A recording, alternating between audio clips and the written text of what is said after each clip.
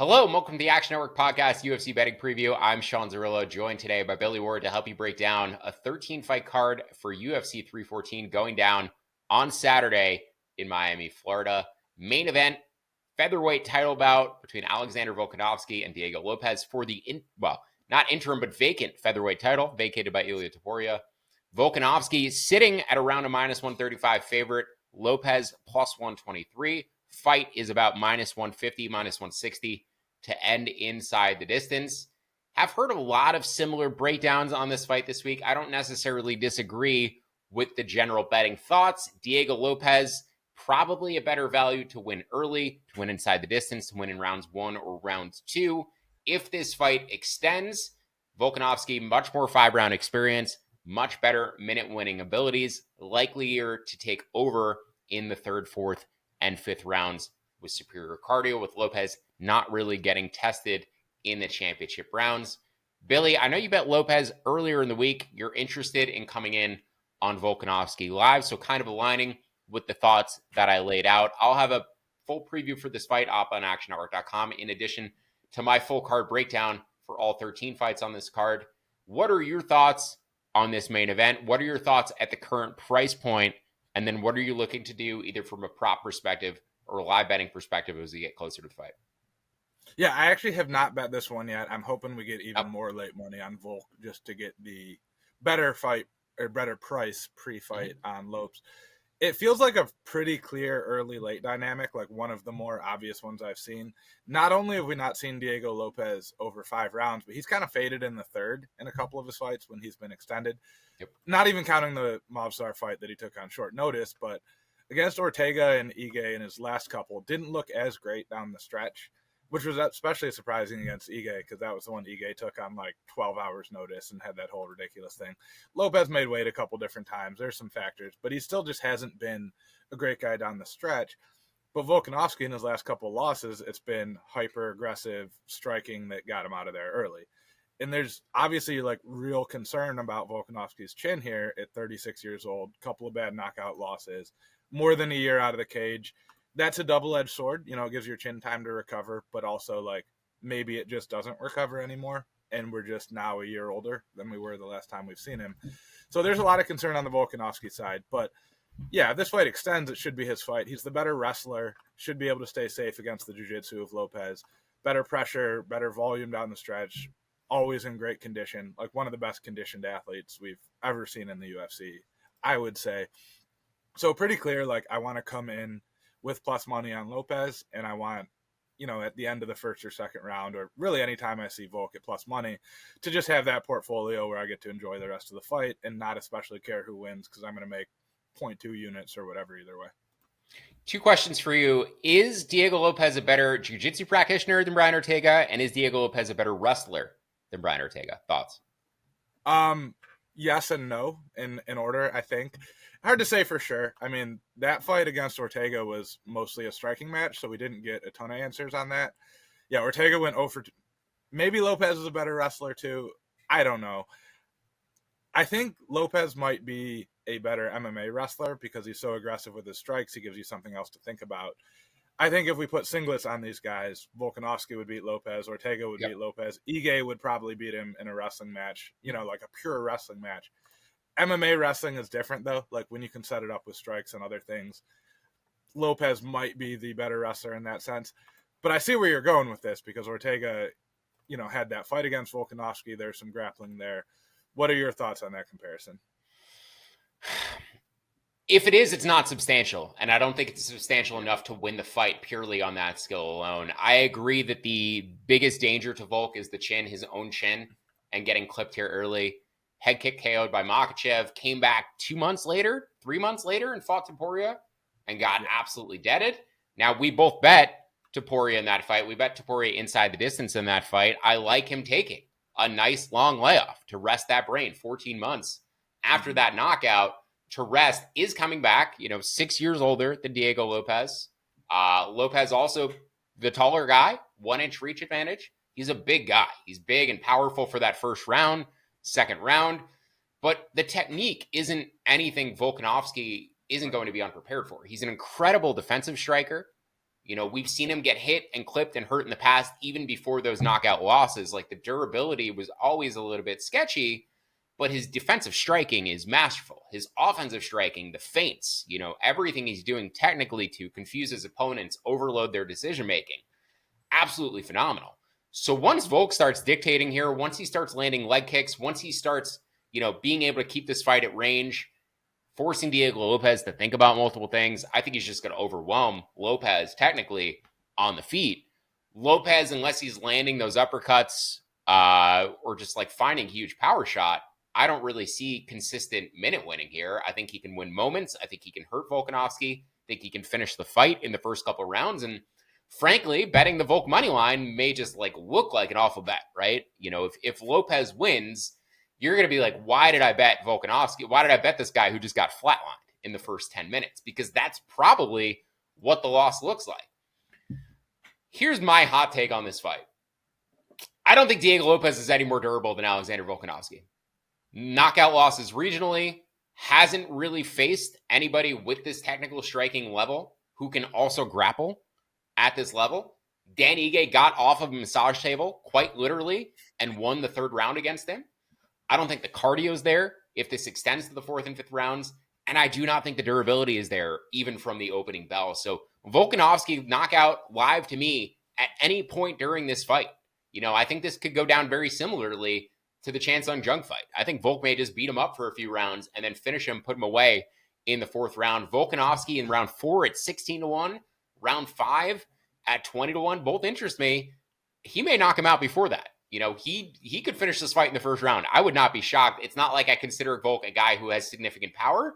I don't think either of them have good chins. So fight to end inside the distance at minus 160 seems super appealing. I couldn't make that really past minus 140 considering it's a featherweight fight. That's right, basically in line with the average finish rate for the division. And I don't consider Volkanovski a particularly potent finisher for the division. In fact, I consider him more of a point fighter. Lopez certainly profiles as much more of a finisher, and I think across 5 rounds, he is likelier to get finished himself too. So Volk, I made this money line about minus 170 for Volk. I like him pre-fight up to about minus 150. I'll be adding more live after round 1, maybe waiting until after round 2, and then those late props intrigue me as well. The last bet I want to mention here, Volk decision only, minus 225.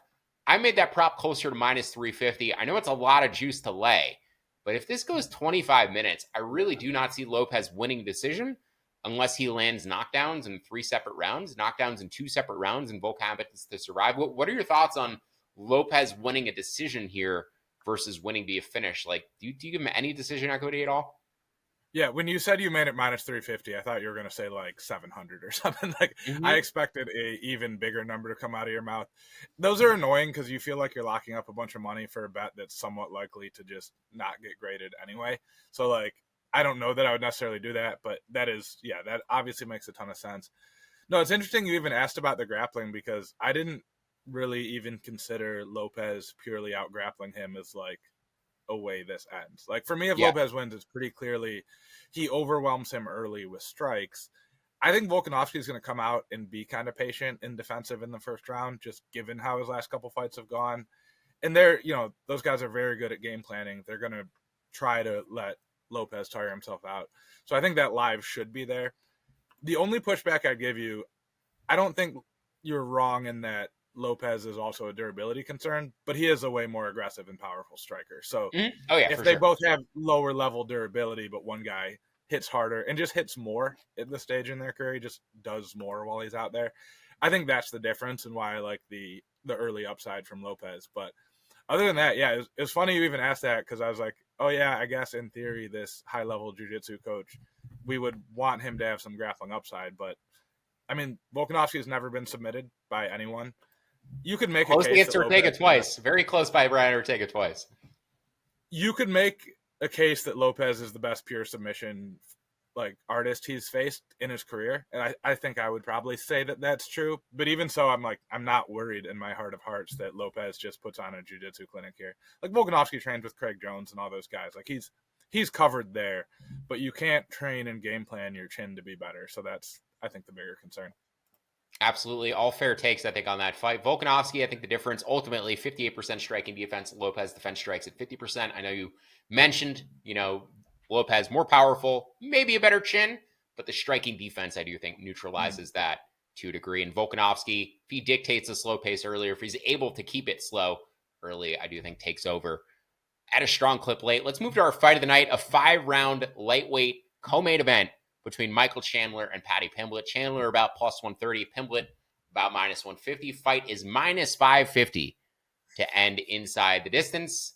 I show slight value on the goes to decision. It's a huge number, plus 360 on the fight to go to a decision.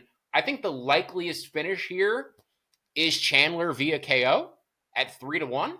A little bit interested in that. I've gone back and forth so many times on this fight, Billy. I'm having a difficult time getting a read on it. Chandler, too, the more you analyze Chandler, he has Kevin Holland syndrome as well, where he's there to entertain. He's not necessarily there to win the fight. So I'm a little bit more interested in Chandler KO than I would be in his money line. But that said, I do feel like everybody is either on Chandler or passing on the fight. I haven't found a soul who's publicly proclaimed that they're betting Paddy Pimblett. So what side are you on of this fight? And then are you interested in any live angles, considering Chandler has been 5 rounds and Paddy, I don't believe, has been 5 rounds, or at least if he has, it hasn't been since Cage Warriors. Yeah, like you, I'm really struggling with this fight. I have the full breakdown of this coming out. I've continuously procrastinated on this fight specifically because I just can't, I've done all my other work for this card other than this one, so I'm like, it's a tough I just one. don't know. If I had to pick a money line side, gun to my head, I think it would be Pimblett, which is scary, but I think one of the things that you and I both do fairly well here is project fighters' progression pretty well, where we're not just looking at what they have done, we're looking at what we expect them to do moving forward. And it's been a long time since we saw Michael Chandler. I mean, the Oliveira fight wasn't that long ago, but he had a long gap between then. So the last time we saw him win was 3-ish years ago against the ghost of Tony Ferguson. With that said, it's a huge step down in competition for Chandler and a huge step up for Pimblett, which is concerning. I faded Paddy. I bet on Paddy. I bet him against King Green. I've gone back and forth. He has looked better every fight pretty consistently since he's been in the UFC. That won't happen forever, right? At a certain point, you hit your ceiling. But he's still just 30. He seems to be taking things more seriously. We had that conversation with him about a year ago at this point. And he seems a lot more dedicated, a lot more focused than he was earlier in his career, where you could argue that he had Kevin Holland syndrome early, where he was just trying to be fun and entertain. And you kind of saw around the Jared Gordon, Tony Ferguson fights where he's taking it a little bit more seriously, trying to win. What I have in our sheet now, which subject to change, follow me in the app. I haven't put anything in yet. I'm going to watch more tape. I have Paddy sub at plus 250, and I almost took the split Pimblett submission Chandler knockout, which DraftKings lets you do one of either guys. And I think that was minus 110. I think those are the two most likely outcomes. Chandler just makes so many mistakes on the ground. I'm not sure how it gets to the ground. That's my concern with Pimblett's submission, because Chandler is a much better wrestler. But is he just going to wrestle himself into trouble? Is he going to be swinging wildly and give Paddy a chance to jump on his back standing or something? That's the risk there, is how we get down there. The other one, though, the bet I do really, really like is a point to be deducted at 20-1 on DraftKings. Everyone's been talking about Chandler's rampant cheating this week. Paddy Pimblett said in an interview he's going to talk to the refs before the fight and say, here's the things we've seen him doing. Please look out for those. And that can work, right? If you tell the ref, he's probably going to grab my gloves, and then he does, it raises the odds. The one thing I'll note on that is I'm waiting for the referee assignments to come out. And if it is Mike Beltran working this fight, I'm not taking the bet. Because Mike Beltran will sternly yell at you, just give you the business like he's your dad, and then never take a point away. I've never seen him take a point from anyone despite rampant cheating. Other referees, there's wide variety. You've complained about Mark Smith, sometimes right away, sometimes never. I can deal with that wide range of outcomes at 20-1, but Mike Beltran absolutely will not take a point. So any other ref, I'm betting that at 0.1 unit. And yeah, I think Chandler live is probably the side. I know you asked about that. I don't know. It feels right because he has gone 5 rounds, but he hasn't done anything great at the end of fights when he goes 5 rounds. Like, he's been there, he's still trying, which is more than we've seen out of Patty. But I don't know how I feel about that one. I'm not like rushing to make sure I get that angle in. Yeah, he hurt Charles in round 5. He almost swung that fight late. That was a crazy ending. But Chandler, typically, I mean, the Dustin Poirier fight, I live bet against Chandler after round 1. Right. Chandler is typically a guy I bet against after the first round because he does throw everything into his attacks, into his, striking overhands in round 1, and then he typically has nothing left for round 2 and round 3. It seemed like he found a second wind in that Charles fight. Now, I was wrong about Patty. He does have a couple of fights from Cage Warriors. Beat Julian Erosa over 5 rounds in Cage Warriors. He lost to Nadnir Rahmani. So he does have 5-round experience. This is not necessarily new for him. Maybe an adrenaline dump, first UFC, kind of main event spot, co-main event spot on a pay-per-view with the walkout. Crowd may be against him in Florida. Michael Chandler may have the crowd here. Normally Patty in England having all the fans at his back. Like, this is a little bit of a different environment. That said, I think Patty's leg kicks are going to be super useful here. He's really big. Like, I don't think his size gets talked enough about. Just like, he was towering over Bobby Green in that fight. He even mentioned to us in the interview, like, he could see, like, when Bobby met him and then when they were in the cage, like, Bobby was, like, shocked at how big he was. I also thought, I remember back to the interview we had with Patty, he said he didn't want to fight Michael Chandler. Not because he didn't want to fight him, but he likes Michael Chandler. Yeah. He likes his style. He likes him as a person. So this is kind of a fun fight in general. I think they have, like, very similar energy, in terms of, like, the way they are on the microphone, the way they promote themselves. 2 very big personalities. 2 guys I typically bet against because I think they're both overrated by the betting market. Ultimately, I don't know if I'm going to play anything here. It seems like somebody would get finished. That is a huge number, though, in the fight to go to a decision at plus 360. And then Chandler 3-1 by KO. The only 2 ways I would probably consider playing this. I really don't see Chandler getting submitted unless he's exhausted and wants a way out.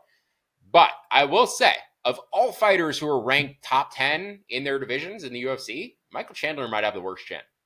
This is a spot, conceivably, where Paddy Pimblett, whose power I do not rate, could get a knockout just because, Chandler was knocked down by Tony Ferguson. Chandler seemingly gets knocked down in every fight now. He does not have a good chin. And I do think a Paddy KO is live here. Not something I'll bet, not something I would probably ever bet against virtually anybody because, again, I do not rate Paddy's power. But I think Chandler is the guy who could get clipped. So I know I said Paddy Power. Just like very, very natural ad drop there if they want to give us any money. But yeah, what do you think about Paddy winning via KO here, Billy? Just because Chandler's lack of durability. Also coming off of a 5-round war with Oliveira, 5-round war like 4 months ago, chin could be a little cracked too, right? I think there's a ground and pound angle there is probably the likeliest because Paddy. He does the kind of jiu-jitsu for MMA that I really like, where he gets to a good position and kind of softens you up. Other than King Green, who just like fell right into a triangle. Like, that was kind of a weird one. But yeah, there's another fighter we're going to talk about where I think the ground and pound angle is awesome. But I would expect a knockout from Paddy to come more likely on the ground than on the feet, I guess is the best way I'd phrase that. So that wouldn't shock me, which maybe means I just play Pimblett inside the distance and hope he gets a takedown and does something down there. But I don't know. Like, you guys will have to read my article. I'll have a more definitive thought later in the week. This is a really tough one. My argument against the Chandler knockout, though, is that Scousers don't get knocked out. This is a thing we know. We've been told. I haven't seen it happen yet. I haven't seen a Scouser get knocked out, so I don't know why this would be the first time. Great fight. Maybe my 4th favorite fight on the card. This is a pretty good card for UFC 314. My favorite fight on the card is going to be our consensus favorite underdog play. That is Patricio Pitbull going against Yair Rodriguez. Patricio, former Bellator champion, 2-division champion, coming over to the UFC. Now at, I believe, 37 years old, a little bit late in his career. Wish he was coming over closer to his prime so people could see what this guy could actually do. But I think he has the grappling upside here against Yair Rodriguez. And I think in any fight, anybody who's willing to stand in tough with Yair, eat those kicks, press forward, pressure him, and put hands on Yair is going to have success against him. To me, anytime Yair faces any adversity, aside from the Max Holloway fight, he backs down. He just does not like getting hit. He doesn't seem to like being in a fight. He likes to do his flashy techniques. He likes to land them on people. He likes to hear the oohs and ahs from the crowd. But the moment you bring the fight to Yair Rodriguez, he typically backs down a little bit. He does have the size advantage. He'll have the leg length advantage. He might be able to head kick Patricio from across the cage. But I like Patricio's pressure, and I like his grappling upside here at plus money. This is a very smart fighter. He's not necessarily coming in here to put on a show or to strike it out for 15 minutes. I do think he mixes in the grappling, and the moment he does, I think Yair's game is going to fall apart. Patricio at about plus 170. Billy, I know you're on that bet with me. Consensus underdog play. Where do you like that down to, and what I miss in terms of my breakdown? Yeah, I did the full breakdown for this one. It was an interesting fight to break down. I mean, one, because when we're getting guys from other organizations, there's sometimes questions about quality of competition. But like, Pitbull won multiple titles. He won the lightweight title for Bellator by knocking out Michael Chandler. So like, we've seen him against UFC caliber guys plenty. So I'm not too worried about that. It's very interesting stylistically because Yair Rodriguez has the Taekwondo background. Guys like that, they need space and time to set up like the long spinning, hooking, jumping, whatever attacks. And Pitbull is actually a guy who will give you that space. Like he really likes to claim the center of the cage and kind of wait you out to counter strike. So that's working against Pitbull. But what he does that works really well for him is he has vicious calf kicks. Like he was one of the first people to adopt that technique really well. And with Yair is always bouncing from leg to leg. And if you can time one of those where you kick the leg that has all the weight on it, he is going to destroy that front leg as Yair is bouncing around in front of him. So those kind of neutralize to me. The other bet I have on this is Pitbull's finish only. He's just so much more power and so much more ability to do that. The reason I like that and I'm splitting my exposure is Yair is going to throw more and flashier, which I think could potentially sway the judges, where Pitbull is going to have the bigger moments. He's going to have, the quality over the quantity here, which gives him a better odds of a finish. I think if this goes to a decision, we're going to be feeling pretty good about our Pitbull tickets and then possibly let down because some judge thought the spinning hook kick that bounced off his arm, won a round for Yair Rodriguez, which it shouldn't, but you never know how those are going to be judged. So that's why I'm splitting with the finish only at plus 110. I think I'd take the money line down to like plus 130 or plus 140. You mentioned it in terms of the striking. Yair doesn't like to be in a fight. He also kind of makes bad decisions on the ground. Like he's looking for flashy submissions on the ground rather than getting out of bad positions. And it's great when he throws up a triangle and, wins an interim championship or whatever. But most of the time that doesn't work, right? Like most of the time you're just stuck in a bad spot getting slowly beat up. So yeah, I'm never going to bet Yair Rodriguez as a favorite, I don't think, against a similarly level opposition. It's just a matter of how we get the Freire exposure, I think. A couple other underdogs you're interested in betting on this card. Freire, the only Pitbull, the only underdog I'm particularly interested from a money line perspective. But let's move on to Dan Ige against Sean Woodson. Ige, very compact, tons of power, as we mentioned, came off literally a massage table against Diego Lopez on about 4-6 hours notice and won round 3 against them. So really good cardio, very durable, hits extremely hard. Sean Woodson, though, big height and reach advantage here. He's 6'2". I think Ige is going to struggle with the range. Woodson should have more volume, but Ige is going to have the bigger moments, more power. Do you think he can knock Woodson out? Do you think he can hurt Woodson? Do you think he's capable of winning a decision here just by landing the bigger shots compared to Woodson's volume? And then any other betting angles for you on this fight? I'm interested in Ige by decision of plus 390, but do you like the money line prop? Or do you like his knockout prop instead of decision? I'm taking his money line. I'm a little bit torn here. I think if Ige is going to finish Woodson here, and this is somewhat likely, it's with strikes to the body, because a super tall, skinny guy like that, and Ige is a very good body puncher. Like we see him do it a lot. Some of the better boxing at 145, I think, out of Dan Ige. And then the other factor is if he chooses to wrestle, which he's actually very good at, he should have a huge grappling advantage over Woodson. Like the best way to fight a tall, skinny guy is to just put him on his back where that height advantage doesn't matter. And if anything, that length works against you on the ground because there's just more limb to attack. It's harder to squeeze your elbow in there and shrimp out when your arm is twice as long as the other guy. So I like your angle. I think decision is probably the likelier outcome, but hurting him with body shots and dropping him, or dropping him with a body shot and getting a submission on the ground, those all seem somewhat likely for me. And at plus 150, I'm happy to just take Dan Ige's money line there. Also, Dan Ige, one of my favorite DFS salary savers, because the floor case for Ige is probably a 15-minute decision loss where he kind of gets jabbed at range but still does some strikes, and the upside is massive. So figured I'd throw that in there. I'm betting on him, and we'll have a ton of DFS exposure. Flyweight fights Sumaderji against Mitch Raposo. Raposo about a plus 165 underdog. I like this fight to go to decision. I made that closer to minus 200. I took minus 136 at FanDuel.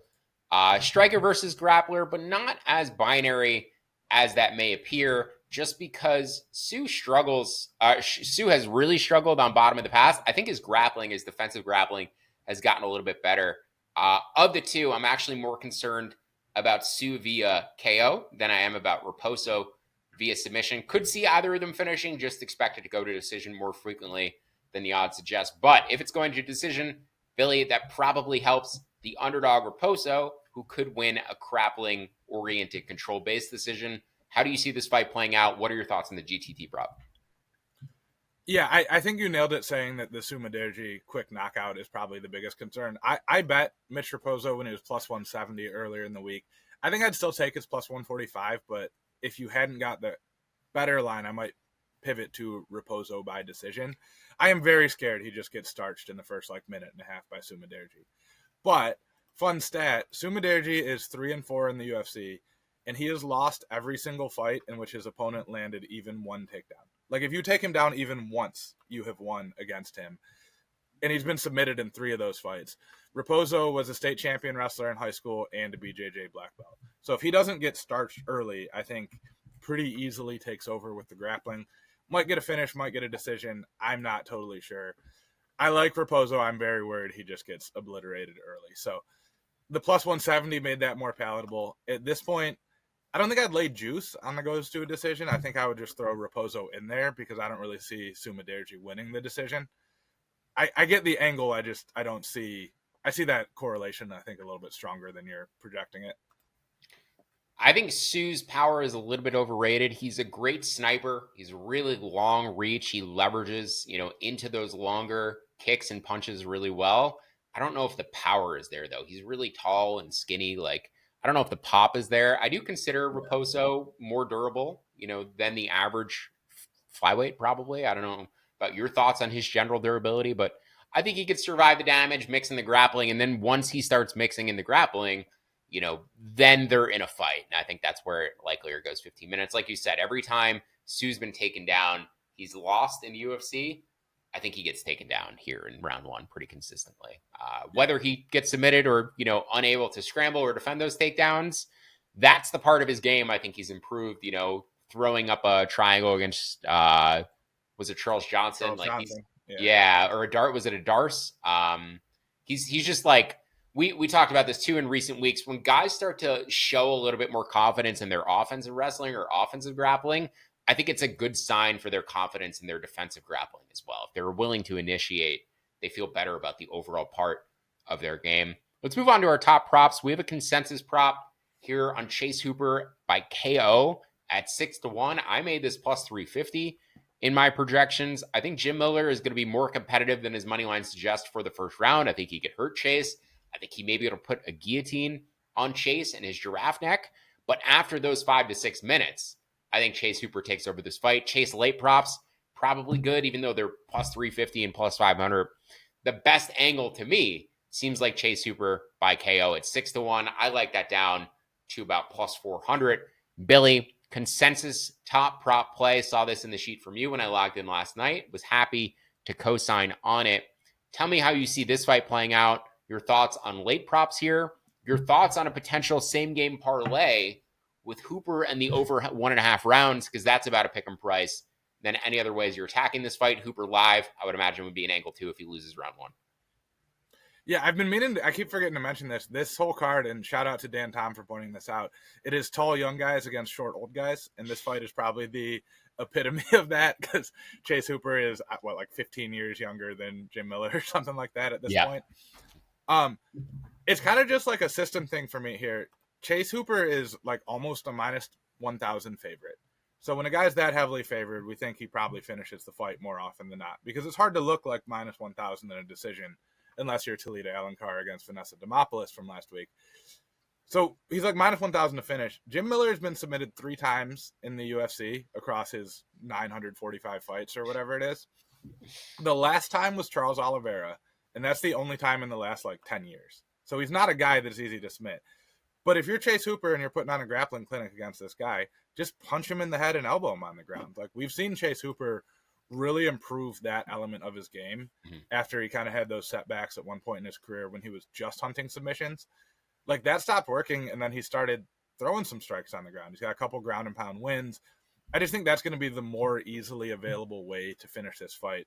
Jim Miller's never going to be a guy who sticks his neck out there to get a way out of a fight. Like he'll go down, go down on his shield.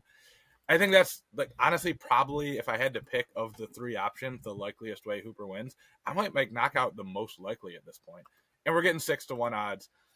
There's other ways to play it. I like what you're saying with the over, whatever. I'm not getting greedy here. We got a bet we both really like at 6-1. Like I'm just going to put my quarter unit on that and call it a day. Absolutely could see Jim Miller winning in round 1. Just to be clear, I think there's huge odds on Miller in round 1, hurting Hooper, like Steve Garcia did, landing a guillotine, wrapping up the guillotine as Hooper shoots for a takedown. Like there are paths for Jim Miller here. He's a super dangerous guy. There's a reason he's had so many fights in the UFC. Do not disrespect Jim Miller and try to parlay up Chase Hooper's money line. Please do not do that. Just bet Hooper by KO instead. And then consider him live if he loses round 1. If he gets hurt in round 1, manages to recover, he's still in there. I like Hooper to take over with cardio in the 2nd and 3rd rounds. Let's move on to my top props. I'm going to save one of these 3 for best bets because I'm also on one of these fighters' money lines. Let's talk about the Gene Silva Bryce Mitchell fight briefly. I know a lot of people on Bryce Mitchell this week. I think people see it as a similar dynamic to the Pat Sabatini versus who did Sabatini fight last week? Brito? Yeah. I think people see it as weird. I hope people don't see it that way. I know you're going to say why, but go on. Sorry. No, but that's been the common trope I've heard this week is like, Bryce Mitchell is Sabatini, really strong top pressure, and they view Silva as this like, powerful guy who has been taken down in the past and out-grappled in the past, who's not 100% focused on what he's doing and barking at his opponents, etc. I think Gene Silva is a special athlete. And after his first or second win in the UFC, I said this is the only guy who poses a challenge to Ilia Topuria.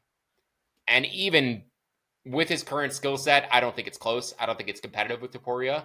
But in terms of like the durability, the tenacity, the overall well-roundedness of his skill set, I think Silva's the closest to Topuria in terms of being championship caliber level. And I bet Topuria heavily against Bryce Mitchell. I just think he's special. And, I think his power is special. I do not see Bryce Mitchell holding him down for 15 minutes without taking damage. Mitchell lands almost no grounded pound. He's all control oriented. He needs the back in order to keep control for extended stretches. He's powerful on top too. He can hold guys down. But in terms of keeping Silva down, I do think he needs extended back control in order to win this fight, in order to keep it on the ground. If you like Bryce Mitchell, bet Bryce Mitchell by decision at 6-1. He's not finishing John Silva. But Silva inside the distance at minus 102. I bet that at ESPN bet. Same game parlay. Gene Silva, fight to end inside the distance, minus 102. Every other book was offering that at about minus 120. ESPN always a really good book to check on their fighter to end inside the distance props because you have to bet them there as same game parlays. And oftentimes I do find myself getting 5-10 cents extra on those props relative to other books. So always check out ESPN for the fighter to win inside the distance. But Silva wins inside the distance. I made about minus 115, minus 120 in line with the market. Happy to bet it at minus 102. And then I'll also be betting his KO prop. I made that plus 115. Would project that, or I saw some plus 125s out there. I'll have that on round robin tickets, most likely. Billy, thoughts on Silva and Mitchell? I know I feel like I gave out what is the very basic take on this fight, but I think there's like that graph that's like idiot take, smart take, or the same take, and then the middle is like the actual dumb take. I think the middle this week is Bryce Mitchell out wrestling Gene Silva. I think very dumb take, very sharp take, Gene Silva knocking him out. So what are your thoughts on this fight? I had not seen anyone make that Pat Sabatini Brito comparison, so I'm going to beat up that straw man a little bit here. I'm sure there's a real person who made it. I'm just saying. I've heard several people make it. Yeah. That is so bad. You should feel very sad if you said that. Sean, who would you like? What would you line Brito versus Silva right now? Oh, Brito versus Silva. If they were to fight each other, like Gene Silva would definitely be a favorite, right, against Joe Anderson Brito. Minus 230. Yeah, right. 70%. Okay, that's about what I was gonna say. If Pat Sabatini and Bryce Mitchell had a grappling match, I would sell all of my possessions to bet on Pat Sabatini at like minus 500. Like I can't. Bryce Mitchell's good. He's got like weird, tricky 10th planet jiu-jitsu. Sabatini is a D1 wrestler who's like a legit black belt and is good at every part of grappling and competes in submission grappling all the time. Like, yes, they're both black belts, whatever that means, but they are not the same neighborhood. And Sabatini's a way better athlete too. Like, look at the two of them next to each other. I can't believe people are making that comparison. I'm going to go bet Silva inside the distance at whatever the best I can find, just because I'm mad about that. So, yeah, I'm with you 100%. Please don't make that comparison out there if you're listening. One other prop I like on this card, really like on this card quite a bit, actually, Nikita Krylov by knockout at plus 340 against Dominic Reyes. I've also heard some takes this week about a Dominic Reyes resurgence. I mean, a win over Anthony Smith does absolutely nothing for me. I bet Reyes to beat Smith by decision. That's how little I think of Dominic Reyes. I wasn't even sure that he would finish Anthony Smith. I thought there was a good number on him to beat Smith by decision. Krylov has been off for a couple of years, so his level coming back, his training after coming back, a little bit questionable. But this guy is one of the most well-rounded fighters in the division in terms of mixing the striking. I always say striking and grappling together. When I go to say striking and grappling, I add in the L for the striking. It's just a weird tongue twister. But no, I think both of these guys could be a little bit chinny. They may just slug it out in the center of the cage. In that case, I'm going to be less in love with the Krylov ticket at minus 175. So I would want some KO at about plus 340 on Krylov. He could submit Dom Reyes, but I think it's likelier that he just lands a power punch and Reyes goes out. Plus 340, a big number considering Reyes' durability prior to his last two fights. I mean, going into the Dustin Jacoby fight, we thought Reyes' chin was completely shot. So now we're getting big numbers on fighters to knock him out again. What are your thoughts on Krylov and Reyes? I also parlayed Krylov up. I like him as a parlay piece up to about minus 185. Any thoughts on this fight from a betting perspective for you, though, Billy? Yeah, I'm not super interested in this one just because, I'm very excited by all the little guy matchups we have. And by little guy, I mean, 55 and down. So, I haven't paid much attention to it. Reyes is weird because he was, elite for a while, and then John Jones took his soul. And then, maybe he's coming back. So, I don't know how I feel about that. I was impressed that he knocked out Jacoby. I wasn't that impressed that he beat Jacoby, but given the level of striking from Dustin, that was somewhat impressive. I am staying away. I follow your logic. It's just there's too many factors here I don't feel like diving into just because I'm the least excited about that fight. Let's move on to our best bets. I've got 3 money lines here that I show pretty substantial value on. The one that I showed the biggest edge on, and I don't know if I'm going to actually run with this projection, but based on how I initially projected these out, Nora Cornell is one of my bigger money line edges I've shown. Now, I reconfigured my model weight recently. I'm actually much more confident than I was with the prior version I was using. I would call this the UFC model 2.0 because I've incorporated more data sources. I'm weighing it in a much more dynamic way. The model made Nora Cornell about a minus 340 favored here compared to moneyline odds of minus 170. Haley Cohen, I don't even know what she does well in the cage. She's a good athlete, but she's extremely raw. Cornoli, at least aggressive, going to throw a ton of volume. Maybe lost the split she could have won. Cohen got into the UFC with a split decision she could have lost. So I'd imagine both of these fighters were in your luck rankings this week, Billy. Tell me your breakdown on this fight, your price target on Cornoli, and why we're aligned on this as a best bet. Yeah, I just, in my head, when I was kind of guessing what money lines were going to be, I thought she was going to be minus 350 or something.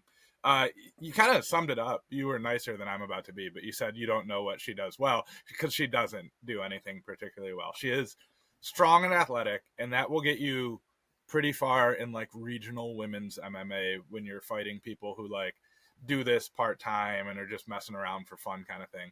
But Nora Cornola is a legit like elite athlete. I think she was the world silver medalist in Muay Thai.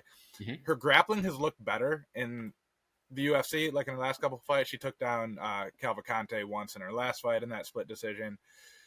She gets taken down sometimes, but she does a really good job getting back up. In her UFC debut, she got taken down 5 times, but let me look it up. 5 takedowns, like a little over a minute of ground control time per takedown. We can deal with that. And Cohen's not good at wrestling. She's just strong. I don't know that she's stronger than Cornola. Cornola also missed weight for the second time in her 3 UFC fights, which isn't great, but like, are you going to be bigger and stronger because you weighed a couple extra pounds heavier? Probably.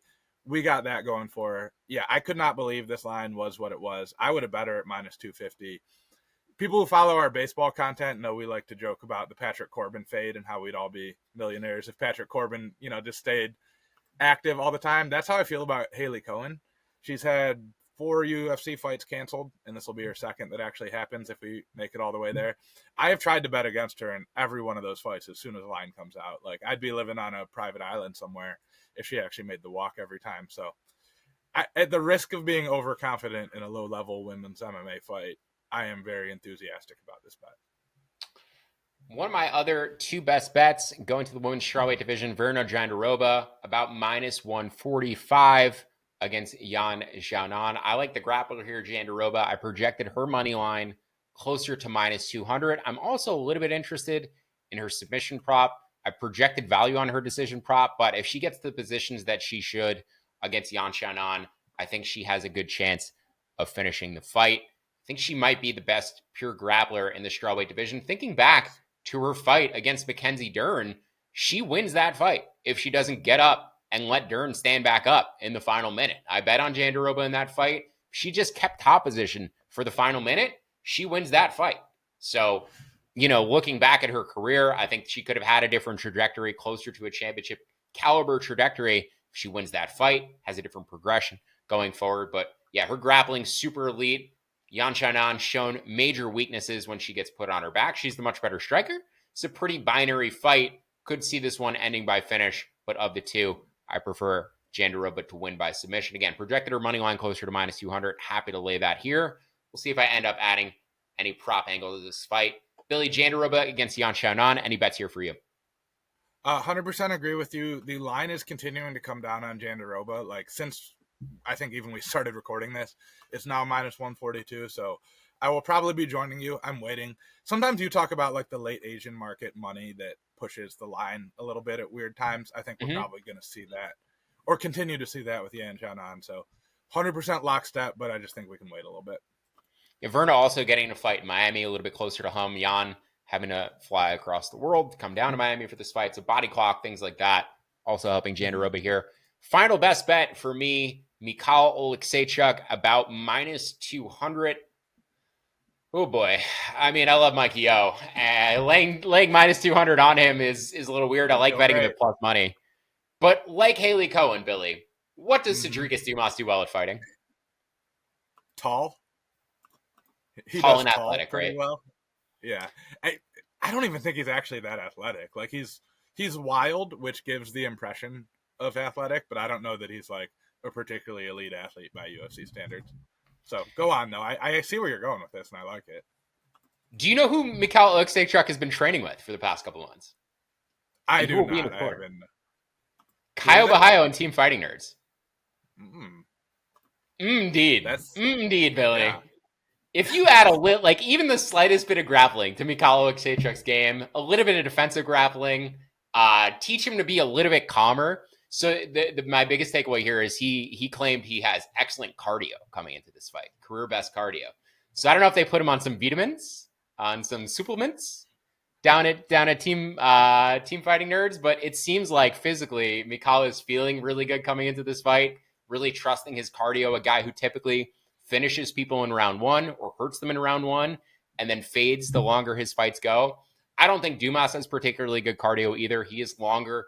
Mikhail going to have to navigate the reach. Dumas could try to grapple him. Dumas has out-grappled opponents in the past.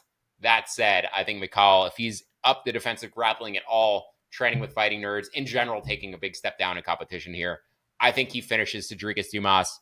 I like the under. I like the fight to end inside the distance. I like Oleksiejczuk on the money line. And I like Oleksiejczuk inside the distance at plus 115 or by knockout at plus 150. Billy, thoughts on Oleksiejczuk against Dumas? And then any other thoughts you have on this card before we get out of here? Yeah, I have so many bets, and I haven't quite got to that one yet, but I 100% agree. You're right. It's similar to the Cornell fight where we have like a more technical striker fighting like the quote unquote athlete who's not especially that good at any part of fighting. So that makes total sense. I'd probably go inside the distance with Mikal just because I don't see either of these guys doing a lot of 15-minute fights kind of ever. So there's that. Trying to think of what we missed. I don't think we talked about the damage Elkins. I don't really have a strong take on that one. I lean over it goes to decision there. Like slight over it goes to decision, but I mean, Darren could take one punch and die. Rosa's not super durable either. Do you have any thoughts on that fight? Not really. The other one, like, I'm actually tempted to lay the heavy juice on Marco Tulio because I did. Tresean Gore's only UFC wins are just getting people with this dumb guillotine. And Tulio has to know at this point, right? Like, he's done it twice. Like, just don't stick your head in there and get guillotined. And Tresean Gore got knocked out by Cody Brundage, who is, like, the epitome of good at wrestling and nothing else. So, like, that's a bad look. So maybe Tulio knockout, Tulio finish, something like that. Those are all pretty juicy, but that's one of those if, like, you know, I win that Cornell fight and this one comes right after, maybe you just roll those winnings into a Tulio knockout or something like that. So that's my other thought. That one is the line that I thought we would have on Cornell or Mikhail, but we're actually getting it on Marco Tulio. So it's not as great of a value, but I think there's an angle there. Yeah, I made Tulio minus 400. I parlayed him up with Krylov. I think you could parlay him up with Cornell or Mikhail, you know, one of the other favorites I mentioned. I think you can combine those two together, get them over even money, but also Tulio by knockout. I made about minus 110 and I saw some plus 115s out there. So you could play Tulio by KO straight up. I'll probably include Tulio by KO on my round robin tickets, along with Oleksiejczuk by KO, Gene Silva by KO, maybe Volkanovski round 4. I don't know. We'll mix in some longer shot props there.